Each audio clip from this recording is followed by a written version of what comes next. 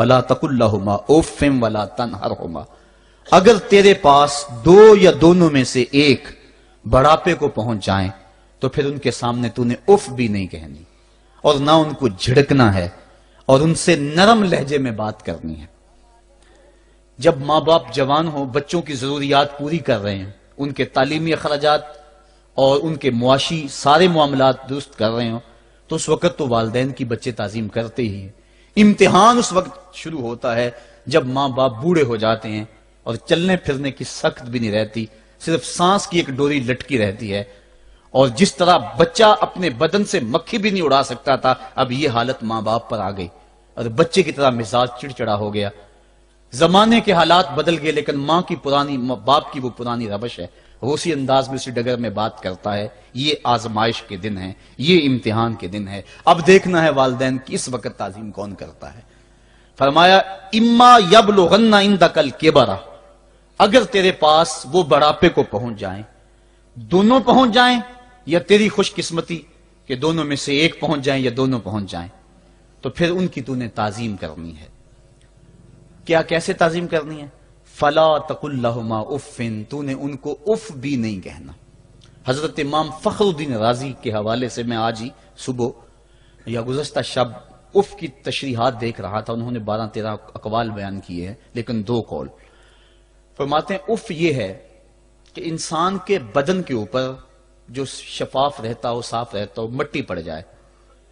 ریت کا ذرہ پڑ جائے تو اس کو پھونک مار کے اس کو ہٹاتا ہے، تو وہ پھونک سے جو آواز پیدا ہوتی ہے اس کو عربی میں اف کہتے ہیں۔ تو پھر اف ہر اس چیز کے لیے منقول ہو گیا جو ناپسندیدہ ہے۔ ایک تو قول یہ ہے کہ والدین کے سامنے اس احتیاط سے رہو۔ دوسری بات، آپ فرماتے ہیں اف کا مفہوم یہ ہے کہ جب ماں باپ بوڑھے ہو جائیں تو بول و براز چارپائی پہ نکل جاتا ہے، اور انسان ان کو اٹھا کے ان کی خدمت کرتا ہے، صفائی کرتا ہے، کپڑے بدلتا ہے۔ انسان کی طبیعت میں جو فطری نفاست ہے اس کے تحت اس کو ماں باپ سے جو مکروہ اور ناپسندیدہ بو آتی ہے اس سے وہ بچنا چاہتا ہے۔ وہ نفرت ماں باپ سے نہیں ہوتی، وہ نفرت اس بدبو سے ہوتی ہے جو ماں باپ کے بدن سے یا چارپائی سے یا کپڑوں سے اٹھ رہی ہے۔ تو بندہ اپنے جو ہے وہ ناک پہ کپڑا رکھ لیتا ہے اس بدبو سے بچنے کے لیے۔ تو اف کے مفہوم کو بیان کرتے ہوئے حضرت امام رازی کہتے ہیں کہ انسان کو اس بات سے بھی روکا گیا ہے کہ تو اپنے ناک پہ کپڑا رکھ کے اگر ان کو صفائی کر رہا ہوگا تو ماں باپ کے نازک دل پہ کہیں یہ بوجھ نہ آ جائے کہ میرا بیٹا مجھ سے نفرت کر رہا ہے۔ اس لیے والدین کی تعظیم کا عالم یہ ہے کہ تو کھلے ناک سے ان کی خدمت کرے اور وہ بدبو سہتا رہے، اور اپنے ناک کے اوپر کپڑا بھی نہ رکھے کہ تیرے ماں اور تیرے باپ کے دل کے اندر اتنا خلال اور ملال بھی پیدا نہ ہو۔ یہ ہے اف کا زمرہ۔ حضرت امام حسن رضی اللہ تعالیٰ عنہ نے ساری زندگی اپنی والدہ حضرت فاطمہ زہرا کے ساتھ بیٹھ کے کھانا نہیں کھایا تھا۔ ایک دن حضرت سیدہ فاطمہ نے فرمایا کہ بیٹا میرا جی چاہتا ہے کہ میرے ساتھ تم بیٹھ کے کھانا کھاؤ، لیکن تم نے کبھی بھی میرے ساتھ بیٹھ کے کھانا نہیں کھایا، کیا وجہ ہے اس کی؟ تو حضرت امام حسن فرمانے لگے، عرض کرنے لگے، امی میں اس ڈر سے آپ کے پاس بیٹھ کے کھانا نہیں کھاتا کہ کہیں کسی لقمے کی طرف آپ کی نظر بڑھ جائے اور میں عدم آگہی کی وجہ سے اپنے ہاتھ کو اس لقمے کے پہ ڈال لوں اور نہ جان سکوں کہ اس لقمے کو اٹھانے کا ارادہ میری ماں کے دل میں پیدا ہو چکا ہے اور میں اللہ کی رحمتوں سے محروم ہو جاؤں، اس ڈر سے میں آپ کے ساتھ بیٹھ کے کھانا نہیں کھایا کرتا۔ یعنی ماں باپ کی تعظیم کا عالم یہ ہے، اف تک نہ کہو۔ حضرت سعید بن المسیب رضی اللہ تعالی عنہ جلیل القدر تابعی ہیں، وہ فرماتے ہیں کہ والدین کے سامنے بیٹے کی حالت کیا ہونی چاہیے۔ وہ فرماتے ہیں جس طرح بھاگا ہوا غلام پکڑا جائے اور اس کو پکڑ کے جو ہے وہ آقا کے سامنے پیش کر دیا جائے، تو اس بھاگے ہوئے غلام کو پکڑ کے جب آقا کے سامنے پیش کر دیا جائے تو جو حالت اس غلام کی ہوتی ہے، بیٹے کی حالت یہ ماں باپ کے سامنے ہونی چاہیے۔ اب ان بیٹوں کو سوچنا چاہیے جو اپنے ماں باپ کو دقیانوسی کا تانا دیتے ہیں اور سمجھتے ہیں یہ اولڈ فیشن ہے، انہیں کیا پتا زمانہ کہاں چلا گیا ہے، اور ان کے فیصلوں کو مسترد کرتے ہیں۔ علماء نے اس بات کو تفصیل کے ساتھ بیان کیا ہے کہ شریعت کے جو قطعی ضابطے ہیں ان ضابطوں اور ان قوانین کو اور ان معاملات میں تو والدین کی فرما برداری نہیں ہوگی اللہ کی اگر معصیت ہوتی ہو، لیکن جو معاملے شک والے ہیں وہاں ماں باپ کے قول کو ترجیح دی جائے۔ تو فرمایا ان کے سامنے اف بھی نہیں کہنی، وَقُلْ لَهُمَا قَوْلًا كَرِيمًا، اور ان سے نرم لہجے میں بات کرنی ہے۔ وَاخْفِضْ لَهُمَا جَنَاحَ الذُّلِّ مِنَ الرَّحْمَةِ، اور ان سے بات اور ان کے لیے اپنے بازو بچھا لینے ہیں نرم دلی کی وجہ سے، نرمی کی وجہ سے۔ جب جانور زمین کی طرف رخ کرتا ہے، اوپر سے نیچے کی طرف آتا ہے تو اپنے پروں کو سکیڑ لیتا ہے، تو اس کے لیے یہ لفظ بولے جاتے ہیں وَاخْفِضْ لَهُمَا جَنَاحَ۔ تو اللہ تعالیٰ فرمایا جس طرح وہ جانور عزت سے اپنے بازو سکیڑ لیتا ہے اور پھیلاتا نہیں ہے، والدین کے سامنے تیری اکڑ، تیرا عہدہ، تیرا منصب، تیری شانیں، تو بڑا اونچا ہے، لوگ تجھے سلوٹ کرتے ہیں، تیرے ہاتھ چومتے ہیں، تجھے سلام کرتے ہیں، اونچی کرسیوں پہ تو بیٹھتا ہے، لیکن وہ سب وہاں چھوڑ دے اور ماں کے قدموں میں عاجز بن کے بیٹھ جا، باپ کے قدموں میں عاجز بن کے بیٹھ جا، وہاں اپنی اس کسی چیز کا لحاظ رکھ، پرندہ اوپر کوڑے تو پر کھولے، لیکن جب نیچے آئے تو پروں کو سمیٹ لے، تیرا عہدہ، تیرا منصب باہر رہے، جب ماں باپ کے پاس آئے اس وقت تو مؤدب غلام کی صورت میں اپنے والدین کے سامنے کھڑا۔ وَقُلْ رَبِّ ارْحَمْهُمَا كَمَا رَبَّيَانِ صَغِيرًا، اور اگلا حق یہ بیان فرمایا کہ اللہ کی بارگاہ میں عرض کر رہا ہے اللہ میری ماں پر بھی اور میرے باپ پر بھی رحم فرما دے، جس طرح میں چھوٹا تھا اور میرے اوپر انہوں نے رحم فرمایا۔ انسان ماں باپ کے حق دے ہی نہیں سکتا، حضور نے ارشاد فرمایا کہ انسان ماں باپ کے حق نہیں ادا کر سکتا الا یہ کہ ان کو غلام پائے اور خرید کر آزاد کر دے، اس کے علاوہ کوئی صورت ایسی نہیں ہے۔ ایک شخص نے حضور کی خدمت میں حاضر ہو کے عرض کیا حضور میں اپنے والدین کی بڑی خدمت کی ہے، اس کو امام حقی نے لکھا ہے، اور جن مراحل سے میں گزرتا رہا ہوں ان مراحل سے میرے ماں باپ گزرے ہیں اور میں نے ان کی خود خدمت کی ہے۔ آج بیٹے بیویوں پہ کام چھوڑ دیتے ہیں کہ بیوی خدمت کرے گی۔ احسان دانش کہتا ہے کہ میں نے اپنی بیوی کو ہاتھ نہیں لگانے دیا، میں نے کہا میرے ماں باپ ہے، یہ خدمت اور کوئی حاصل کیوں کرے، یہ تو میں حاصل کروں گا۔ تو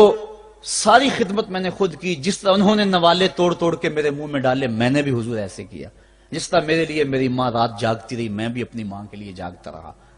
جن جن مراحل سے میرے لیے وہ گزرے تھے اتفاقاً میرے حالات، میرے ماں باپ کے حالات ایسے پیدا ہو گئے کہ میں نے اسی طرح اپنے ماں باپ کی پرورش کی ہے اور میں اپنے ماں باپ کی جو ہے وہ میں نے خدمت کی ہے، تو کیا میں نے اپنی ماں کا اپنے باپ کا حق ادا کر دیا ہے؟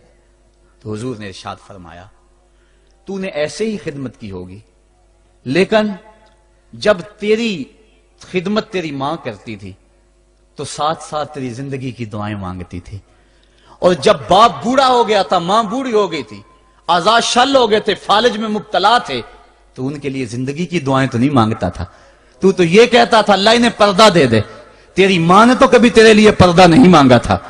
بیٹا لولا ہو بیٹا لنگڑا ہو، ماں کبھی نہیں کہتی بیٹے کو ڈاکٹر جواب دے دیں، ماں کبھی نہیں کہتی کہ میرے بیٹے کو اللہ پردہ دے دے، ماں یہی کہتی ہے مالک مجھے لے لے، میرے بیٹے کو زندگی دے دے، میں سب کچھ بیچ دیتی ہوں، اپنا زیور بیچ دیتی ہوں، میرے بیٹے کی صحت بچ جائے، میرے بیٹے کی زندگی بچ جائے۔ ماں کی موجودگی میں کوئی کہہ بھی نہیں سکتا، باپ کے لیے تو کہہ دے، ماں کے لیے تو کہہ دے بڑی تکلیف ہے تیرے باپ کو، بڑی تکلیف ہے تیری ماں کو، اللہ کرے اب پردہ ہی عطا کر دے۔ خود نہیں کہتا تو کسی سے یہ سن سکتا ہے بندہ، لیکن ماں سن سکتی ہے کوئی کہے اللہ تیرے بیٹے کو پردہ دے دے؟ تو فرمایا جب وہ تیری خدمت کرتے تھے تو وہ تیری زندگی کی دعائیں مانگتے تھے، اور جب تو خدمت کرتا تھا تیرے دل میں ان کے پردے کی آرزو تھی۔ فرمایا تو جتنی مرضی خدمت کی ہے، ماں کی خدمت کا بدل کیسے ہو سکتا ہے؟ تو ماں باپ کی خدمت انسان کر ہی نہیں سکتا، تو پھر کیا کرے؟ عرض کرے اللہ میں تو خدمت نہیں کر سکتا، تو ان کے اوپر رحم فرما دے۔ ماں باپ کے لیے دعا کرے، علماء نے یہاں بیان فرمایا ماں کافر ہو تو پھر بھی دعا کرے، باپ کافر ہو تو پھر بھی دعا کرے، مومن ہو تو پھر بھی دعا کرے، گناہگار ہو پھر بھی دعا کرے، نیکوکار ہو پھر بھی دعا کرے، دعا نہ چھوڑے۔ حضرت ابو ہریرہ رضی اللہ تعالیٰ عنہ فرماتے ہیں میری ماں کافرہ تھی اور میں حضور کا غلام، اور ماں ہر وقت اپنی دھن میں اور میں اپنی دھن میں ہوں۔ حضرت ابو ہریرہ کے بھائی کوئی نہیں ہے، باپ فوت ہو گئے ہیں، بہن کوئی نہیں ہے، ابھی شادی بھی نہیں ہوئی، دنیا پہ رشتہ ہی کوئی نہیں سوائے ماں کے، گھر آتے ہیں تو ماں سے بات کرنی ہوتی ہے، جو سن کے آتے ہیں ماں سے وہ دکھ کھولنا ہوتا ہے، بات کرنی ہوتی ہے، حضور کی باتیں سنانی ہوتی ہیں، لیکن ماں ہے اتفاق سے کافرہ ہے، حضور کی بات وہ سننا گوارا نہیں کرتی۔ حضرت ابو ہریرہ کو اور بات آتی کوئی نہیں، وہ تو کرتے ہی حضور کی باتیں۔ ایک دن حضور کی بات چھیڑی، ماں کی زبان سے کوئی جملہ ایسا نکلا جو سخت تھا، گوارا نہ ہوا، چھوڑ دیا گھر کو۔ ماں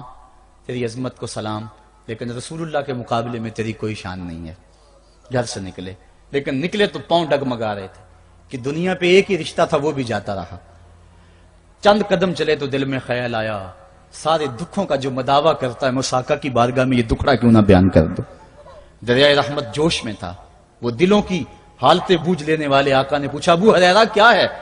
عرض کی حضور میری ماں کی ہدایت کے لیے دعا کر دو۔